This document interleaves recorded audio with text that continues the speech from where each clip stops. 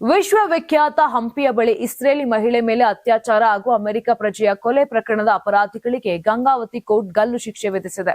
Gangavathi court ಈ ಐತಿಹಾಸಿಕ ತೀರ್ಪು ನೀಡಿದೆ. ಕಳೆದ ಫೆಬ್ರವರಿ 6ರಂದು 3 ಆರೋಪಿಗಳನ್ನ ದೋಷಿಗಳೆಂದು ತೀರ್ಪು ನೀಡಿತ್ತು. ಇಂದು ಗಂಗಾವತಿ 1ನೇ ಹೆಚ್ಚುವರಿ ಜಿಲ್ಲಾ ಸತ್ರ ಹಾಗೂ ನ್ಯಾಯಾಲಯದ ನ್ಯಾಯಾಧೀಶರಾದ ಸದಾನಂದ ನಾಗಪ್ಪ ನಾಯಕ್ ಅವರು 3 ಅಪರಾಧಿಗಳಾದ ಮಲ್ಲೇಶ್ ಅಲಿಯಾಸ್ ಅಂದಿಮಲ್ಲ, ಸಾಯಿ ಮತ್ತು ಶರಣಪ್ಪಗೆ ಗಲ್ಲು ಶಿಕ್ಷೆ ವಿಧಿಸಿ ಆದೇಶ ಹೊರಡಿಸಿದ್ದಾರೆ. 2025ರ ಮಾರ್ಚ್ನಲ್ಲಿ ಕೊಪ್ಪಳದ ಗಂಗಾವತಿ ತಾಲೂಕಿನ ಹಂಪಿಯ ಸಾಣಾಪುರ ಬಳಿ ಇಸ್ರೇಲಿ ಮಹಿಳೆಯ ಮೇಲೆ ಅತ್ಯಾಚಾರವೆಸಗಿದ್ದರು. ಇದೇ ವೇಳೆ ಅಮೆರಿಕದ ವ್ಯಕ್ತಿಯನ್ನ ಕೊಲೆ ಮಾಡಲಾಗಿತ್ತು.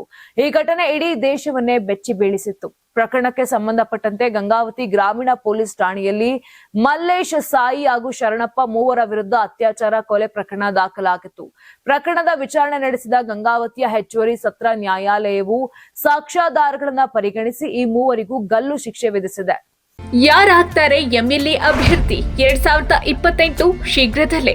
ಪ್ರತಿದಿನ ಒಂದೊಂದು ಕ್ಷೇತ್ರದ ಟಿಕೆಟ್ ಆಕಾಂಕ್ಷಿಗಳ ಸಂಪೂರ್ಣ ಮಾಹಿತಿ ಪೊಲಿಟಿಕಲ್ ಜರ್ನಲಿಸ್ಟ್ ಕೆಎಂ ಶಿವಕುಮಾರ್ ಅವರಿಂದ. ಕರ್ನಾಟಕದ ನಂಬರ್ 1 ಡಿಜಿಟಲ್ ಮೀಡಿಯಾ ನಿಮ್ಮ ನೆಚ್ಚಿನ ಕರ್ನಾಟಕ ಟಿವಿಯಲ್ಲಿ ಮಾತ್ರ.